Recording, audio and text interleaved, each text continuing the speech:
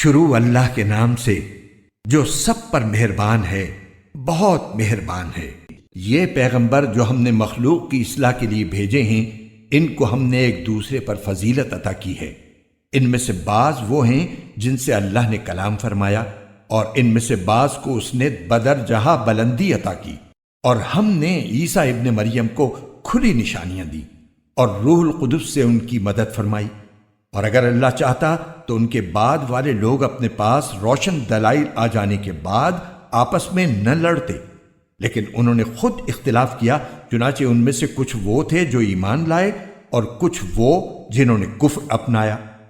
اور اگر اللہ چاہتا تو وہ آپس میں نہ لڑتے، لیکن اللہ وہی کرتا ہے جو وہ چاہتا ہے۔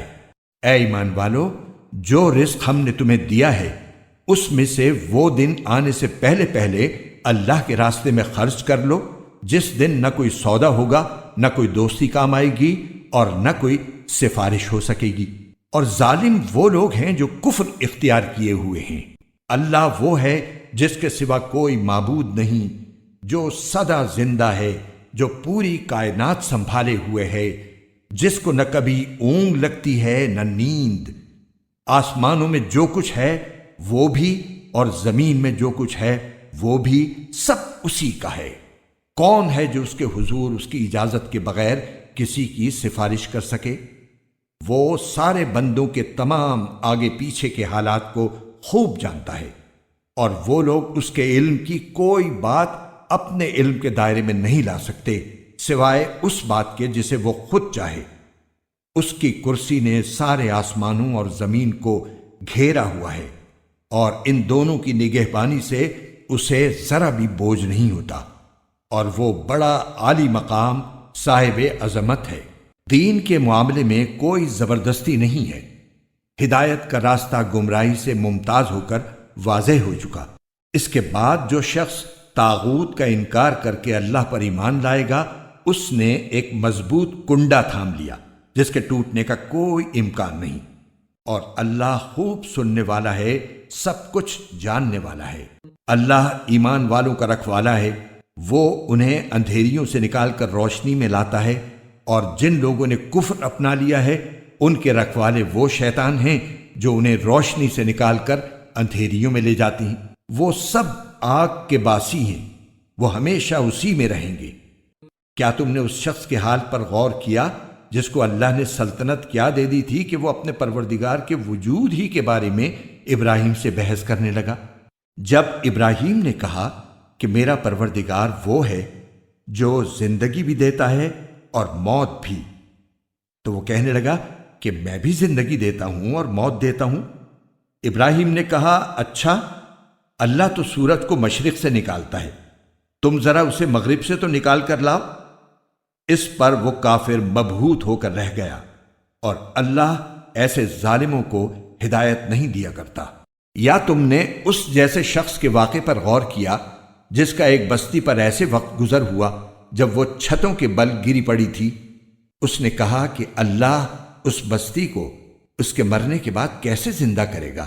پھر اللہ نے اس شخص کو 100 سال تک کے لیے موت دی، اس کے بعد زندہ کر دیا، اور پھر پوچھا کہ تم کتنے عرصے تک اس حالت میں رہے ہو؟ اس نے کہا، 1 دن یا 1 دن کا کچھ حصہ۔ اللہ نے کہا، نہیں، بلکہ تم 100 سال اسی طرح رہے ہو۔ اب اپنے کھانے پینے کی چیزوں کو دیکھو کہ وہ ذرا نہیں سڑیں، اور دوسری طرف اپنے گدھے کو دیکھو کہ گل سڑ کر اس کا کیا حال ہو گیا ہے۔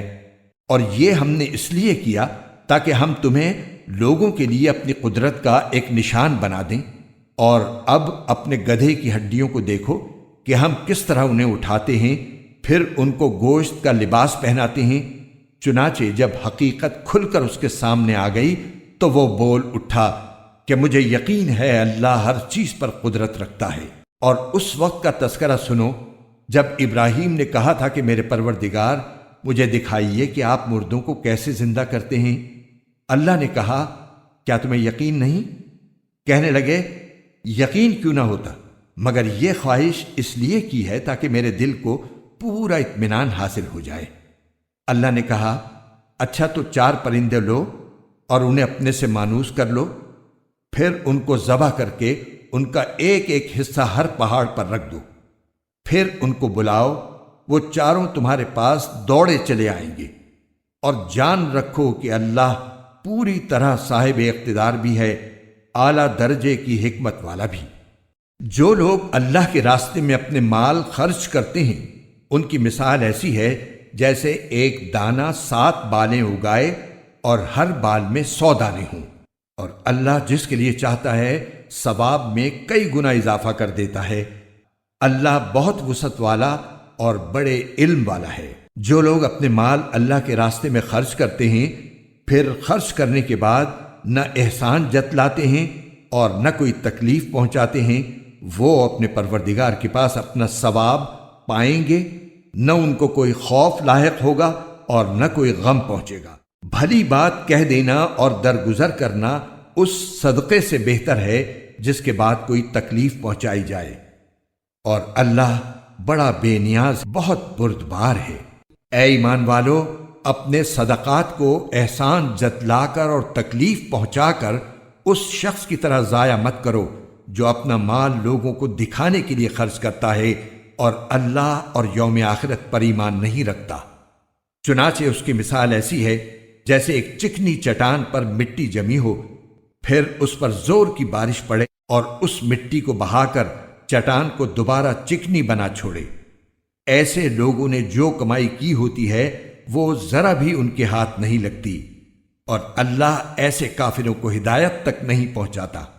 اور جو لوگ اپنے مال اللہ کی خوشنودی طلب کرنے کے لیے اور اپنے آپ میں پختگی پیدا کرنے کے لیے خرچ کرتے ہیں ان کی مثال ایسی ہے جیسے ایک باغ کسی ٹیلے پر واقع ہو، اس پر زور کی بارش برسے تو وہ دگنا پھل لے کر آئے، اور اگر اس پر زور کی بارش نہ بھی برسے تو ہلکی پھوار بھی اس کے لیے کافی ہے۔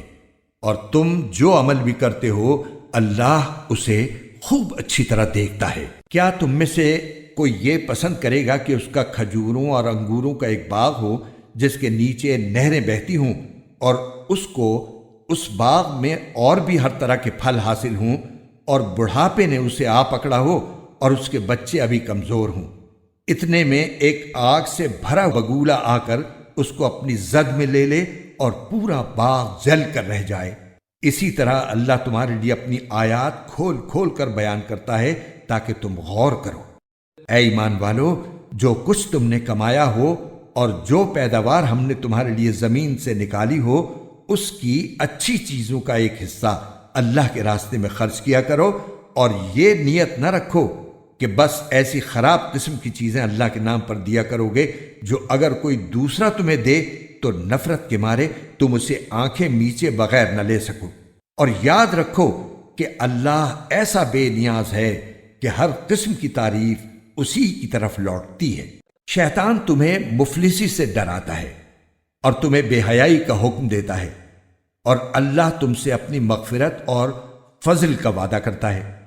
اللہ بڑی وسعت والا، ہر بات جاننے والا ہے۔ وہ جس کو چاہتا ہے دانائی عطا کر دیتا ہے، اور جسے دانائی عطا ہو گئی اسے وافر مقدار میں بھلائی مل گئی۔ اور نصیحت وہی لوگ حاصل کرتے ہیں جو سمجھ کے مالک ہیں۔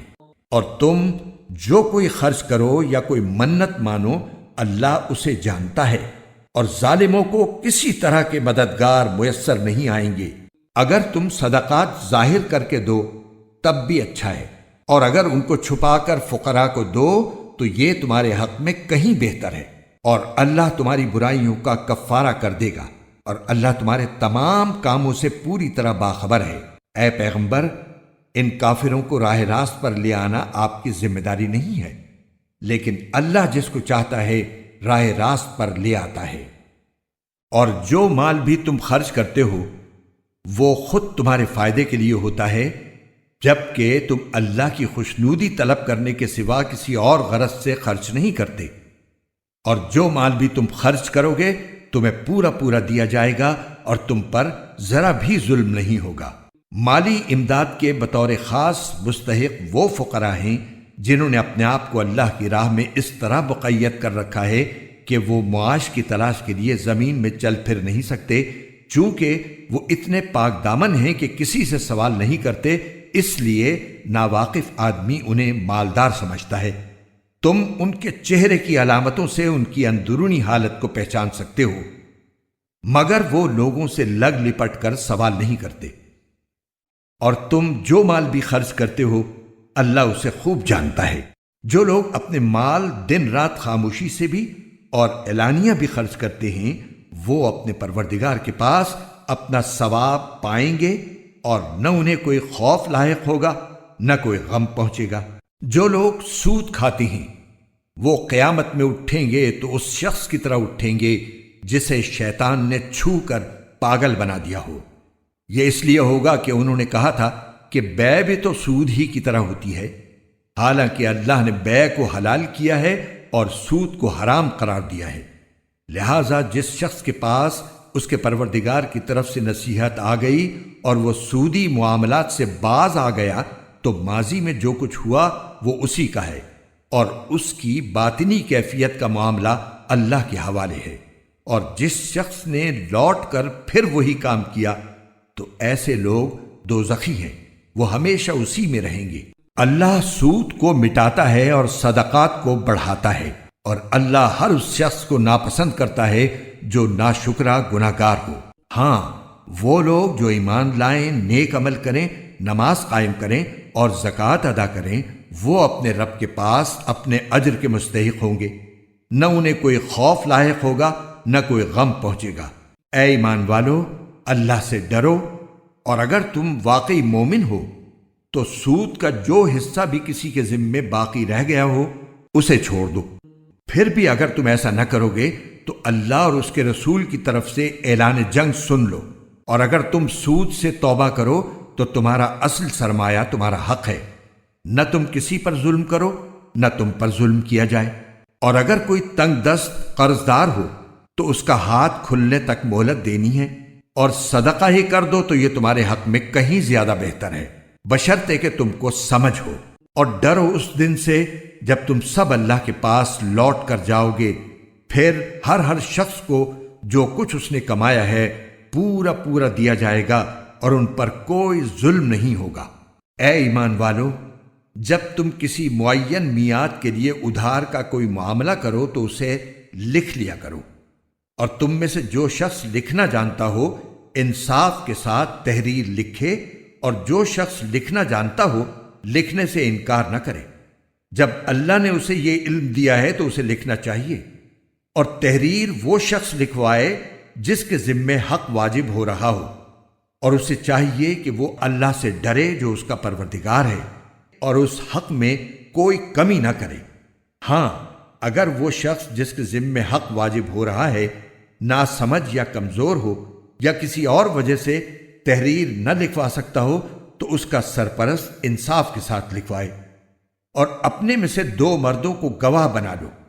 ہاں، اگر 2 مرد موجود نہ ہوں تو 1 مرد اور 2 عورتیں ان گواہوں میں سے ہو جائیں جنہیں تم پسند کرتے ہو، تاکہ اگر ان 2 عورتوں میں سے ایک بھول جائے تو دوسری اسے یاد دلا دے۔ اور جب گواہوں کو گواہی دینے کے لیے بلایا جائے تو وہ انکار نہ کریں، اور جو معاملہ اپنی میعاد سے وابستہ ہو، چاہے وہ چھوٹا ہو یا بڑا، اسے لکھنے سے اکتاؤ نہیں۔ یہ بات اللہ کے نزدیک زیادہ قرین انصاف اور گواہی کو درست رکھنے کا بہتر ذریعہ ہے، اور اس بات کی قریبی ضمانت ہے کہ تم آئندہ شک میں نہیں پڑو گے۔ ہاں، اگر تمہارے درمیان کوئی نقد لین دین کا سودا ہو تو اس کو نہ لکھنے میں تمہارے لیے کچھ حرج نہیں ہے، اور جب خرید و فروخت کرو تو گواہ بنا لیا کرو، اور نہ لکھنے والے کو کوئی تکلیف پہنچائی جائے نہ گواہ کو، اور اگر ایسا کرو گے تو یہ تمہاری طرف سے نافرمانی ہوگی۔ اور اللہ کا خوف دل میں رکھو، اللہ تمہیں تعلیم دیتا ہے اور اللہ ہر چیز کا علم رکھتا ہے۔ اور اگر تم سفر پر ہو اور تمہیں کوئی لکھنے والا نہ ملے تو ادائیگی کی ضمانت کے طور پر رہن قبضے میں رکھ لیے جائیں۔ ہاں، اگر تم ایک دوسرے پر بھروسہ کرو تو جس پر بھروسہ کیا گیا ہے وہ اپنی امانت ٹھیک ٹھیک ادا کرے، اور اللہ سے ڈرے جو اس کا پروردگار ہے۔ اور گواہی کو نہ چھپاؤ، اور جو گواہی کو چھپائے وہ گناہگار دل کا حامل ہے، اور جو عمل بھی تم کرتے ہو اللہ اس سے خوب واقف ہے۔ جو کچھ آسمانوں میں ہے اور جو کچھ زمین میں ہے سب اللہ ہی کا ہے، اور جو باتیں تمہارے دلوں میں ہیں خواہ تم ان کو ظاہر کرو یا چھپاؤ، اللہ تم سے ان کا حساب لے گا، پھر جس کو چاہے گا معاف کر دے گا اور جس کو چاہے گا سزا دے گا، اور اللہ ہر چیز پر قدرت رکھتا ہے۔ یہ رسول یعنی حضرت محمد صلی اللہ علیہ وسلم اس چیز پر ایمان لائے ہیں جو ان کی طرف ان کے رب کی طرف سے نازل کی گئی ہے، اور ان کے ساتھ تمام مسلمان بھی۔ یہ سب اللہ پر، اس کے فرشتوں پر، اس کے کتابوں پر اور اس کے رسولوں پر ایمان لائے ہیں۔ وہ کہتے ہیں کہ ہم اس کے رسولوں کے درمیان کوئی تفریق نہیں کرتے کہ کسی پر ایمان لائیں کسی پر نہ لائیں، اور وہ یہ کہتے ہیں کہ ہم نے اللہ اور رسول کے احکام کو توجہ سے سن لیا ہے اور ہم خوشی سے ان کی تعمیل کرتے ہیں۔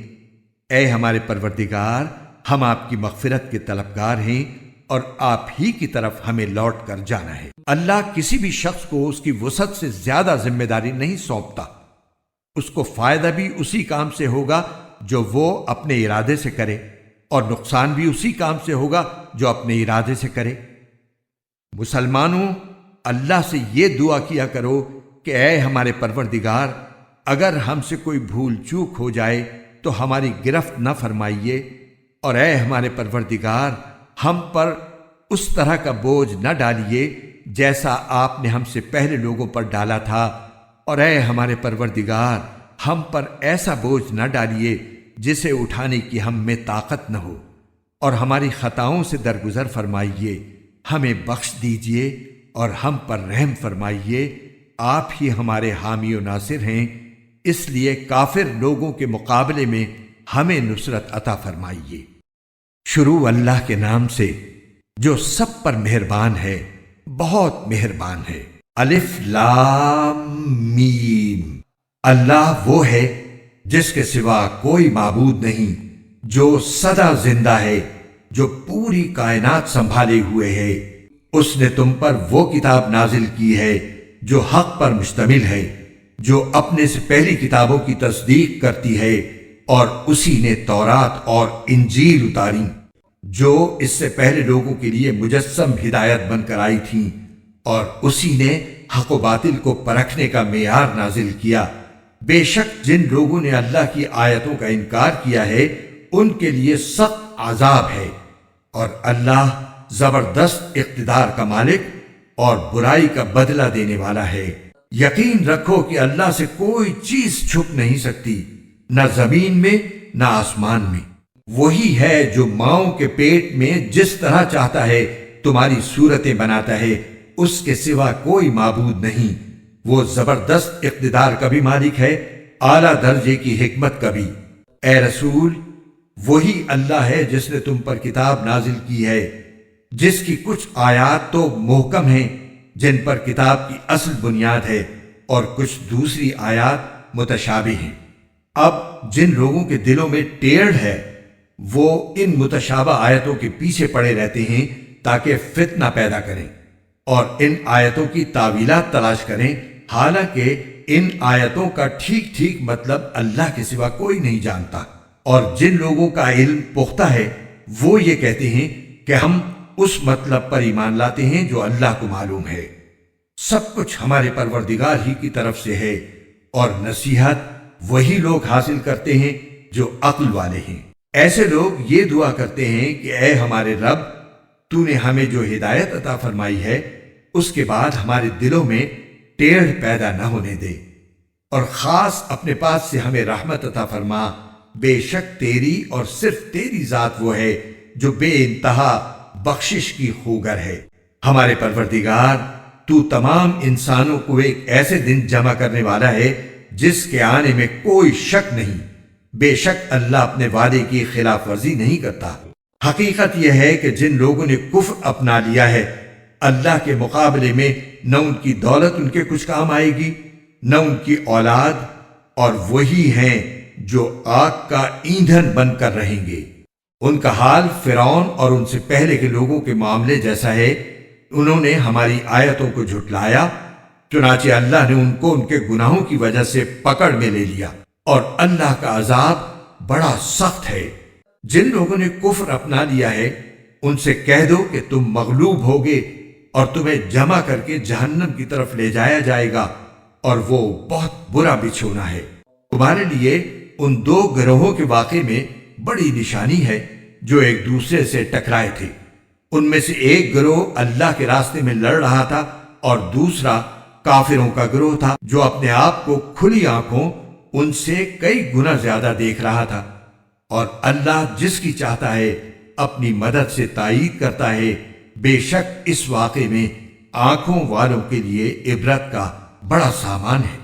لوگوں کے لیے ان چیزوں کی محبت خوشنما بنا دی گئی ہے جو ان کی نفسانی خواہش کے مطابق ہوتی ہیں، یعنی عورتیں، بچے، سونے چاندی کے لگے ہوئے ڈھیر، نشان لگائے ہوئے گھوڑے، چوپائے اور کھیتیاں، یہ سب دنیاوی زندگی کا سامان ہے، لیکن ابدی انجام کا حسن تو صرف اللہ کے پاس ہے۔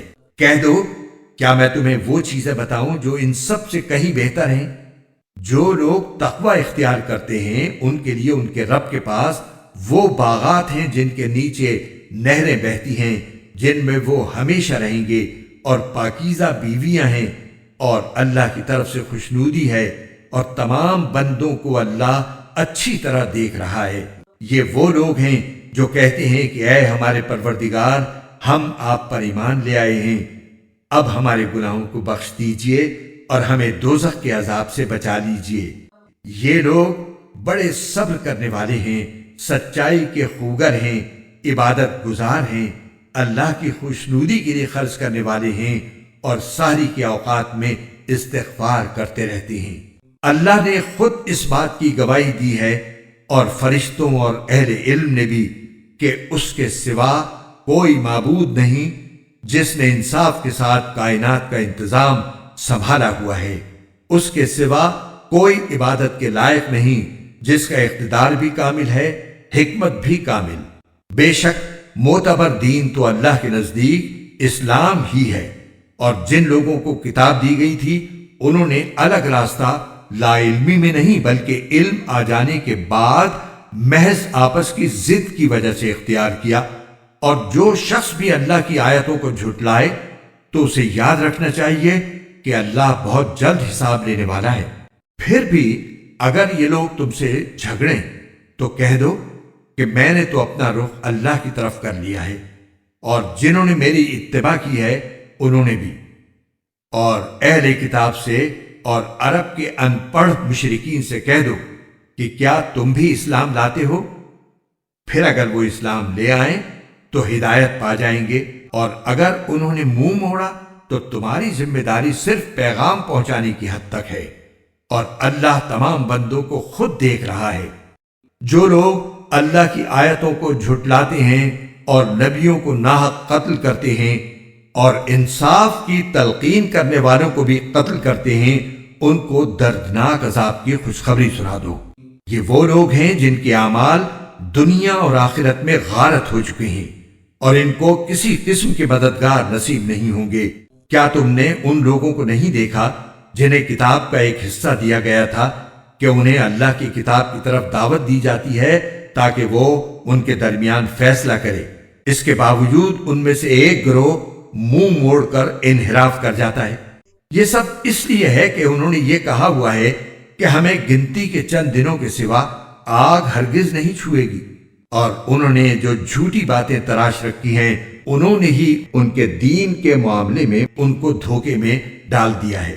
بھلا اس وقت ان کا کیا حال ہوگا جب ہم انہیں ایک ایسے دن کا سامنا کرنے کے لیے جمع کر لائیں گے جس کے آنے میں ذرا بھی شک نہیں ہے، اور ہر شخص نے جو کچھ کمائی کی ہوگی وہ اس کو پوری پوری دے دی جائے گی، اور کسی پر کوئی ظلم نہیں ہوگا۔ کہو کہ اے اللہ، اے اقتدار کے مالک، تو جس کو چاہتا ہے اقتدار بخشتا ہے، اور جس سے چاہتا ہے اقتدار چھین لیتا ہے، اور جس کو چاہتا ہے عزت بخشتا ہے، اور جس کو چاہتا ہے رسوا کر دیتا ہے۔ تمام تر بھلائی تیرے ہی ہاتھ میں ہے، یقیناً تو ہر چیز پر قادر ہے۔ تو ہی رات کو دن میں داخل کرتا ہے اور دن کو رات میں داخل کرتا ہے، اور تو ہی بے جان چیز میں سے جاندار کو برآمد کر لیتا ہے، اور جاندار میں سے بے جان چیز نکال لاتا ہے اور جس کو چاہتا ہے بے حساب رزق عطا فرماتا ہے۔ مومن لوگ مسلمانوں کو چھوڑ کر کافروں کو اپنا یار و مددگار نہ بنائیں، اور جو ایسا کرے گا اس کا اللہ سے کوئی تعلق نہیں، الا یہ کہ تم ان کے ظلم سے بچنے کے لیے بچاؤ کا کوئی طریقہ اختیار کرو، اور اللہ تمہیں اپنے عذاب سے بچاتا ہے اور اسی کی طرف سب کو لوٹ کر جانا ہے۔ اے رسول، لوگوں کو بتا دو کہ جو کچھ تمہارے دلوں میں ہے تم اسے چھپاؤ یا ظاہر کرو، اللہ اسے جان لے گا، اور جو کچھ آسمانوں میں ہے اور جو کچھ زمین میں ہے وہ سب جانتا ہے، اور اللہ ہر چیز پر قادر ہے۔ وہ دن یاد رکھو جس دن کسی بھی شخص نے نیکی کا جو کام کیا ہوگا اسے اپنے سامنے موجود پائے گا، اور برائی کا جو کام کیا ہوگا اس کو بھی اپنے سامنے دیکھ کر یہ تمنا کرے گا کہ کاش اس کے اور اس کی بدی کے درمیان بہت دور کا فاصلہ ہوتا۔ اور اللہ تمہیں اپنے عذاب سے بچاتا ہے، اور اللہ اپنے بندوں پر بہت شفقت رکھتا ہے۔ اے پیغمبر، لوگوں سے کہہ دو کہ اگر تم اللہ سے محبت رکھتے ہو تو میری اتباع کرو، اللہ تم سے محبت کرے گا اور تمہاری خاطر تمہارے گناہ معاف کر دے گا، اور اللہ بہت معاف کرنے والا بڑا مہربان ہے۔ کہہ دو کہ اللہ اور رسول کی اطاعت کرو، پھر بھی اگر منہ موڑو گے تو اللہ کافروں کو پسند نہیں کرتا۔ اللہ نے آدم، نوح، ابراہیم کے خاندان اور عمران کے خاندان کو چن کر تمام جہانوں پر فضیلت دی تھی۔ یہ ایسی نسل تھی جس کے افراد نیکی اور اخلاص میں ایک دوسرے سے ملتے جلتے تھے، اور اللہ ہر ایک کی بات سننے والا ہے، ہر چیز کا علم رکھتا ہے۔ چنانچہ اللہ کے دعا سننے کا وہ واقعہ یاد کرو جب عمران کی بیوی نے کہا تھا کہ یا رب، میں نے نذر مانی ہے کہ میرے پیٹ میں جو بچہ ہے میں اسے ہر کام سے آزاد کر کے تیرے لیے وقف رکھوں گی، میری اس نذر کو قبول فرما، بے شک تو سننے والا ہے، ہر چیز کا علم رکھتا ہے۔ پھر جب ان سے لڑکی پیدا ہوئی تو وہ حسرت سے کہنے لگی، یا رب، یہ تو مجھ سے لڑکی پیدا ہو گئی ہے، حالانکہ اللہ کو خوب علم تھا کہ ان کے یہاں کیا پیدا ہوا ہے، اور لڑکا لڑکی جیسا نہیں ہوتا، میں نے اس کا نام مریم رکھ دیا ہے، اور میں اسے اور اس کی اولاد کو شیطان مردود سے حفاظت کے لیے آپ کی پناہ میں دیتی ہوں۔ چنانچہ اس کے رب نے اس مریم کو بطریق احسن قبول کیا اور اسے بہترین طریقے سے پروان چڑھایا، اور زکریا اس کے سرپرست بنے۔ جب بھی زکریا ان کے پاس ان کی عبادت گاہ میں جاتے، ان کے پاس کوئی رزق پاتے۔ انہوں نے پوچھا، مریم، تمہارے پاس یہ چیزیں کہاں سے آئیں؟ وہ بولی، اللہ کے پاس سے، اللہ جس کو چاہتا ہے بے حساب رزق دیتا ہے۔ اس موقع پر زکریا نے اپنے رب سے دعا کی، کہنے لگے، یا رب، مجھے خاص اپنے پاس سے پاکیزہ اولاد عطا فرما دے، بے شک تو دعا کا سننے والا ہے۔ چنانچہ ایک دن جب زکریا عبادت گاہ میں نماز پڑھ رہے تھے، فرشتوں نے انہیں آواز دی کہ اللہ آپ کو یحییٰ کی پیدائش کی خوشخبری دیتا ہے، جو اس شان سے پیدا ہوں گے کہ اللہ کے ایک کلمے کی تصدیق کریں گے، لوگوں کے پیشوا ہوں گے، اپنے آپ کو نفسانی خواہشات سے مکمل طور پر روکے ہوئے ہوں گے، اور نبی ہوں گے، اور ان کا شمار راست بازوں میں ہوگا۔ زکریا نے کہا، یا رب، میرے یہاں لڑکا کس طرح پیدا ہوگا جبکہ مجھے بڑھاپا آ پہنچا ہے اور میری بیوی بانجھ ہے؟ اللہ نے کہا، اسی طرح اللہ جو چاہتا ہے کرتا ہے۔ انہوں نے کہا، پروردگار، میرے لیے کوئی نشانی مقرر کر دیجئے۔ اللہ نے کہا، تمہاری نشانی یہ ہوگی کہ تم 3 دن تک اشاروں کے سوا کوئی بات نہیں کر سکو گے، اور اپنے رب کا کثرت سے ذکر کرتے رہو، اور ڈھلے دن کے وقت بھی اور صبح سویرے بھی اللہ کی تسبیح کیا کرو۔ اور اب اس وقت کا تذکرہ سنو جب فرشتوں نے کہا تھا کہ اے مریم، بے شک اللہ نے تمہیں چن لیا ہے، تمہیں پاکیزگی عطا کی ہے، اور دنیا جہان کی ساری عورتوں میں تمہیں منتخب کر کے فضیلت بخشی ہے۔ اے مریم، تم اپنے رب کی عبادت میں لگی رہو اور سجدہ کرو، اور رکوع کرنے والوں کے ساتھ رکوع بھی کیا کرو۔ اے پیغمبر، یہ سب غیب کی خبریں ہیں جو ہم وحی کے ذریعے تمہیں دے رہے ہیں، تم اس وقت ان کے پاس نہیں تھے جب وہ یہ طے کرنے کے لیے اپنے قلم ڈال رہے تھے کہ ان میں سے کون مریم کی کفالت کرے گا، اور نہ اس وقت تم ان کے پاس تھے جب وہ اس مسئلے میں ایک دوسرے سے اختلاف کر رہے تھے۔ وہ وقت بھی یاد کرو جب فرشتوں نے مریم سے کہا تھا کہ اے مریم، اللہ تعالیٰ تمہیں اپنے ایک کلمے کی پیدائش کی خوشخبری دیتا ہے جس کا نام مسیح عیسیٰ ابن مریم ہوگا، جو دنیا اور آخرت دونوں میں صاحب وجاہت ہوگا اور اللہ کے مقرب بندوں میں سے ہوگا، اور وہ گہوارے میں بھی لوگوں سے بات کرے گا اور بڑی عمر میں بھی، اور راست باز لوگوں میں سے ہوگا۔ مریم نے کہا پروردگار، مجھ سے لڑکا کیسے پیدا ہو جائے گا جبکہ مجھے کسی بشر نے چھوا تک نہیں؟ اللہ نے فرمایا، اللہ اسی طرح جس کو چاہتا ہے پیدا کرتا ہے۔ جب وہ کوئی کام کرنے کا فیصلہ کر لیتا ہے تو صرف اتنا کہتا ہے کہ ہو جا، بس وہ ہو جاتا ہے۔ اور وہی اللہ اس کو یعنی عیسیٰ ابن مریم کو کتاب و حکمت اور تورات و انجیل کی تعلیم دے گا، اور اسے بنی اسرائیل کے پاس رسول بنا کر بھیجے گا جو لوگوں سے یہ کہے گا کہ میں تمہارے پاس تمہارے رب کی طرف سے ایک نشانی لے کر آیا ہوں، اور وہ نشانی یہ ہے کہ میں تمہارے سامنے گارے سے پرندے جیسی ایک شکل بناتا ہوں، پھر اس میں پھونک مارتا ہوں تو وہ اللہ کے حکم سے پرندہ بن جاتا ہے، اور میں اللہ کے حکم سے پیدائشی اندھے اور کوڑھی کو تندرست کر دیتا ہوں اور مردوں کو زندہ کر دیتا ہوں، اور تم لوگ جو کچھ اپنے گھروں میں کھاتے یا ذخیرہ کر کے رکھتے ہو میں وہ سب بتا دیتا ہوں۔ اگر تم ایمان لانے والے ہو تو ان تمام باتوں میں تمہارے لیے کافی نشانی ہے، اور جو کتاب مجھ سے پہلے آ چکی ہے یعنی تورات، میں اس کی تصدیق کرنے والا ہوں، اور اس لیے بھیجا گیا ہوں تاکہ کچھ چیزیں جو تم پر حرام کی گئی تھی اب تمہارے لیے حلال کر دوں، اور میں تمہارے پاس تمہارے پروردگار کی طرف سے نشانی لے کر آیا ہوں، لہذا اللہ سے ڈرو اور میرا کہنا مانو۔ بے شک اللہ میرا بھی پروردگار ہے اور تمہارا بھی پروردگار، یہی سیدھا راستہ ہے کہ صرف اسی کی عبادت کرو۔ پھر جب عیسیٰ نے محسوس کیا کہ وہ کفر پر آمادہ ہیں تو انہوں نے اپنے پیروں سے کہا، کون کون لوگ ہیں جو اللہ کی راہ میں میرے مددگار ہوں؟ حواریوں نے کہا کہ ہم اللہ کے دین کے مددگار ہیں، ہم اللہ پر ایمان لا چکے ہیں اور آپ گواہ رہیے کہ ہم فرما بردار ہیں۔ اے ہمارے رب، آپ نے جو کچھ نازل کیا ہے ہم اس پر ایمان لائے ہیں اور ہم نے رسول کی اتباع کی ہے، لہٰذا ہمیں ان لوگوں میں لکھ لیجئے جو حق کی گواہی دینے والے ہیں۔ اور ان کافروں نے عیسیٰ علیہ السلام کے خلاف خفیہ تدبیر کی اور اللہ نے بھی خفیہ تدبیر کی، اور اللہ سب سے بہتر تدبیر کرنے والا ہے۔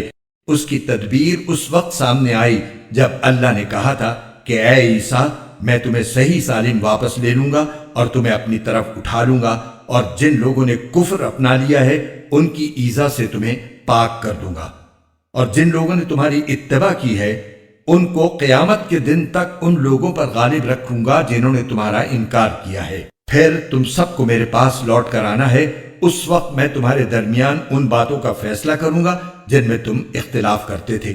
چنانچہ جو لوگ ایسے ہیں کہ انہوں نے کفر اپنا لیا ہے ان کو تو میں دنیا اور آخرت میں سخت عذاب دوں گا، اور ان کو کسی طرح کے مددگار میسر نہیں آئیں گے۔ البتہ جو لوگ ایمان لائے ہیں اور انہوں نے نیک عمل کیے ہیں ان کو اللہ ان کا پورا پورا ثواب دے گا، اور اللہ ظالموں کو پسند نہیں کرتا۔ اے پیغمبر، یہ وہ آیتیں اور حکمت بھرا ذکر ہے جو ہم تمہیں پڑھ کر سنا رہے ہیں۔ اللہ کے نزدیک عیسیٰ کی مثال آدم جیسی ہے۔ اللہ نے انہیں مٹی سے پیدا کیا، پھر ان سے کہا ہو جاؤ، بس وہ ہو گئے۔ حق وہی ہے جو تمہارے رب کی طرف سے آیا ہے، لہٰذا شک کرنے والوں میں شامل نہ ہو جانا۔ تمہارے پاس حضرت عیسیٰ علیہ السلام کے واقعے کا جو صحیح علم آ گیا ہے، اس کے بعد بھی جو لوگ اس معاملے میں تم سے بحث کریں تو ان سے کہہ دو کہ آؤ ہم اپنے بیٹوں کو بلائیں اور تم اپنے بیٹوں کو، اور ہم اپنی عورتوں کو اور تم اپنی عورتوں کو، اور ہم اپنے لوگوں کو اور تم اپنے لوگوں کو، پھر ہم سب مل کر اللہ کے سامنے گڑ گڑائیں، اور جو جھوٹے ہوں ان پر اللہ کی لعنت بھیجیں۔ یقین جانو کہ واقعات کا سچا بیان یہی ہے، اور اللہ کے سوا کوئی معبود نہیں ہے، اور یقیناً اللہ ہی ہے جو اقتدار کا بھی مالک ہے، حکمت کا بھی مالک۔ پھر بھی اگر یہ لوگ منہ موڑیں تو اللہ مفسدوں کو اچھی طرح جانتا ہے۔ مسلمانوں، یہود و نصارہ سے کہہ دو کہ اے اہل کتاب، ایک ایسی بات کی طرف آ جاؤ جو ہم تم میں مشترک ہو، اور وہ یہ کہ ہم اللہ کے سوا کسی کی عبادت نہ کریں اور اس کے ساتھ کسی کو شریک نہ ٹھہرائیں، اور اللہ کو چھوڑ کر ہم ایک دوسرے کو رب نہ بنائیں۔ پھر بھی اگر وہ منہ موڑیں تو کہہ دو گواہ رہنا کہ ہم مسلمان ہیں۔ اے اہل کتاب، تم ابراہیم کے بارے میں کیوں بحث کرتے ہو، حالانکہ تورات اور انجیل ان کے بعد ہی تو نازل ہوئی تھی؟ کیا تمہیں اتنی بھی سمجھ نہیں ہے؟ دیکھو، یہ تم ہی تو ہو جنہوں نے ان معاملات میں اپنی سی بحث کر لی ہے جن کا تمہیں کچھ نہ کچھ علم تھا۔ اب ان معاملات میں کیوں بحث کرتے ہو جن کا تمہیں سرے سے کوئی علم ہی نہیں ہے؟ اللہ جانتا ہے اور تم نہیں جانتے۔ ابراہیم نہ یہودی تھے نہ نصرانی، بلکہ وہ تو سیدھے سادے مسلمان تھے، اور شرک کرنے والوں میں کبھی شامل نہیں ہوئے۔ ابراہیم کے ساتھ تعلق کے سب سے زیادہ حقدار وہ لوگ ہیں جنہوں نے ان کی پیروی کی، نیز یہ نبی آخر الزمان صلی اللہ علیہ وسلم اور وہ لوگ ہیں جو ان پر ایمان لائے ہیں، اور اللہ مومنوں کا کارساز ہے۔ مسلمانوں، اہل کتاب کا ایک گروہ یہ چاہتا ہے کہ تم لوگوں کو گمراہ کر دے، حالانکہ وہ اپنے سوا کسی اور کو گمراہ نہیں کر رہی ہیں، اگرچہ انہیں اس کا احساس نہیں ہے۔ اے اہل کتاب، اللہ کی آیتوں کا کیوں انکار کرتے ہو حالانکہ تم خود ان کے من جانب اللہ ہونے کے گواہ ہو؟ اے اہل کتاب، تم حق کو باطل کے ساتھ کیوں گڑبڑ کرتے ہو اور کیوں جان بوجھ کر حق بات کو چھپاتے ہو؟ اہل کتاب کے ایک گروہ نے ایک دوسرے سے کہا ہے کہ جو کلام مسلمانوں پر نازل کیا گیا ہے اس پر دن کے شروع میں تو ایمان لے آؤ اور دن کے آخری حصے میں اس سے انکار کر دینا، شاید اس طرح مسلمان بھی اپنے دین سے پھر جائیں، مگر دل سے ان لوگوں کے سوا کسی کی نہ ماننا جو تمہارے دین کے متبع ہیں۔ آپ ان سے کہہ دیجئے کہ ہدایت تو وہی ہدایت ہے جو اللہ کی دی ہوئی ہو۔ یہ ساری باتیں تم اس ضد میں کر رہے ہو کہ کسی کو اس جیسی چیز یعنی نبوت اور آسمانی کتاب کیوں مل گئی جیسی کبھی تمہیں دی گئی تھی، یا یہ مسلمان تمہارے رب کے آگے تم پر غالب کیوں آ گئے؟ آپ کہہ دیجئے کہ فضیلت تمام تر اللہ کے ہاتھ میں ہے، وہ جس کو چاہتا ہے دے دیتا ہے، اور اللہ بڑی وسعت والا ہے، ہر چیز کا علم رکھتا ہے۔ وہ اپنی رحمت کے لیے جس کو چاہتا ہے خاص طور پر منتخب کر لیتا ہے، اور اللہ فضل عظیم کا مالک ہے۔ اہل کتاب میں سے کچھ لوگ تو ایسے ہیں کہ اگر تم ان کے پاس دولت کا ایک ڈھیر بھی امانت کے طور پر رکھوا دو تو وہ تمہیں واپس کر دیں گے، اور انہی میں سے کچھ ایسی ہیں کہ اگر ایک دینار کی امانت بھی ان کے پاس رکھواؤ تو وہ تمہیں واپس نہیں دیں گے، الا یہ کہ تم ان کے سر پر کھڑے رہو۔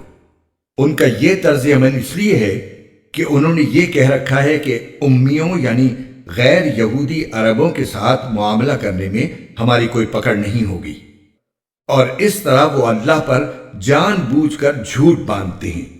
بھلا پکڑ کیوں نہیں ہوگی؟ قاعدہ یہ ہے کہ جو اپنے عہد کو پورا کرے گا اور گناہ سے بچے گا تو اللہ ایسے پرہیزگاروں سے محبت کرتا ہے۔ اس کے برخلاف جو لوگ اللہ سے کیے ہوئے عہد اور اپنی کھائی ہوئی قسموں کا سودا کر کے تھوڑی سی قیمت حاصل کر لیتے ہیں، ان کا آخرت میں کوئی حصہ نہیں ہوگا، اور قیامت کے دن نہ اللہ ان سے بات کرے گا، نہ انہیں رعایت کی نظر سے دیکھے گا، نہ انہیں پاک کرے گا، اور ان کا حصہ تو بس عذاب ہوگا، انتہائی دردناک۔ اور انہی میں سے ایک گروہ کے لوگ ایسے ہیں جو کتاب یعنی تورات پڑھتے وقت اپنی زبانوں کو مروڑتے ہیں تاکہ تم ان کی مروڑ کر بنائی ہوئی اس عبارت کو کتاب کا حصہ سمجھو، حالانکہ وہ کتاب کا حصہ نہیں ہوتی، اور وہ کہتے ہیں کہ یہ عبارت اللہ کی طرف سے ہے، حالانکہ وہ اللہ کی طرف سے نہیں ہوتی، اور اس طرح وہ اللہ پر جانتے بوجھتے جھوٹ باندھتے ہیں۔ یہ کسی بشر کا کام نہیں کہ اللہ تو اسے کتاب اور حکمت اور نبوت عطا کرے اور وہ اس کے باوجود لوگوں سے کہے کہ اللہ کو چھوڑ کر میرے بندے بن جاؤ۔ اس کے بجائے وہ تو یہی کہے گا کہ اللہ والے بن جاؤ، کیونکہ تم جو کتاب پڑھاتے رہے ہو اور جو کچھ پڑھتے رہے ہو اس کا یہی نتیجہ ہونا چاہیے، اور نہ وہ تمہیں یہ حکم دے سکتا ہے کہ فرشتوں اور پیغمبروں کو معبود قرار دے دو۔ جب تم مسلمان ہو چکے تو کیا اس کے بعد وہ تمہیں کفر اختیار کرنے کا حکم دے گا؟ اور ان کو وہ وقت یاد دلاؤ جب اللہ نے پیغمبروں سے عہد لیا تھا کہ اگر میں تم کو کتاب اور حکمت عطا کروں، پھر تمہارے پاس کوئی رسول آئے جو اس کتاب کی تصدیق کرے جو تمہارے پاس ہے، تو تم اس پر ضرور ایمان لاؤ گے اور ضرور اس کی مدد کرو گے۔ اللہ نے ان پیغمبروں سے کہا تھا کہ کیا تم اس بات کا اقرار کرتے ہو اور میری طرف سے دی ہوئی یہ ذمہ داری اٹھاتے ہو؟ انہوں نے کہا تھا ہم اقرار کرتے ہیں۔ اللہ نے کہا تو پھر ایک دوسرے کے اقرار کے گواہ بن جاؤ، اور میں بھی تمہارے ساتھ گواہی میں شامل ہوں۔ اس کے بعد بھی جو لوگ ہدایت سے منہ موڑیں گے تو ایسے لوگ نافرمان ہوں گے۔ اب کیا یہ لوگ اللہ کے دین کے علاوہ کسی اور دین کی تلاش میں ہیں؟ حالانکہ آسمانوں اور زمین میں جتنی مخلوقات ہیں ان سب نے اللہ ہی کے آگے گردن جھکا رکھی ہے، کچھ نے خوشی سے اور کچھ نے ناچار ہو کر، اور اسی کی طرف وہ سب لوٹ کر جائیں گے۔ کہہ دو کہ ہم ایمان لائے اللہ پر اور جو کتاب ہم پر اتاری گئی اس پر اور اس ہدایت پر جو ابراہیم، اسماعیل، اسحاق، یعقوب اور ان کی اولاد پر ان کے پروردگار کی طرف سے اتاری گئی، اور ان باتوں پر جو موسیٰ، عیسیٰ اور دوسرے پیغمبروں کو عطا کی گئیں۔ ہم ان پیغمبروں میں سے کسی کے درمیان کوئی فرق نہیں کرتے، اور ہم اسی ایک اللہ کے آگے سر جھکائے ہوئے ہیں۔ جو کوئی شخص اسلام کے سوا کوئی اور دین اختیار کرنا چاہے گا تو اس سے وہ دین قبول نہیں کیا جائے گا، اور آخرت میں وہ ان لوگوں میں شامل ہوگا جو سخت نقصان اٹھانے والے ہیں۔ اللہ ایسے لوگوں کو کیسے ہدایت دے جنہوں نے ایمان لانے کے بعد کفر اختیار کر لیا، حالانکہ وہ گواہی دے چکے تھے کہ یہ رسول سچے ہیں اور ان کے پاس اس کے روشن دلائل بھی آ چکے تھے۔ اللہ ایسے ظالموں کو ہدایت نہیں دیا کرتا۔ ایسے لوگوں کی سزا یہ ہے کہ ان پر اللہ کی، فرشتوں کی اور تمام انسانوں کی پھٹکار ہے۔ اسی پھٹکار میں یہ ہمیشہ رہیں گے، نہ ان کے لیے عذاب ہلکا کیا جائے گا اور نہ انہیں کوئی مہلت دی جائے گی۔ البتہ جو لوگ اس سب کے بعد بھی توبہ کر کے اپنی اصلاح کر لیں تو بے شک اللہ بہت بخشنے والا ہے، بڑا مہربان ہے۔ اس کے برخلاف جن لوگوں نے ایمان لانے کے بعد کفر اختیار کیا پھر کفر میں بڑھتے ہی چلے گئے، ان کی توبہ ہرگز قبول نہ ہوگی۔ ایسے لوگ راستے سے بالکل ہی بھٹک چکے۔ جن لوگوں نے کفر اپنایا اور کافر ہونے کی حالت ہی میں مرے، ان میں سے کسی سے پوری زمین بھر کر سونا بھی قبول نہیں کیا جائے گا، خواہ وہ اپنی جان چھڑانے کے لیے اس کی پیشکش ہی کیوں نہ کرے۔ ان کو تو دردناک عذاب ہو کر رہے گا اور ان کو کسی قسم کے مددگار میسر نہیں آئیں گے۔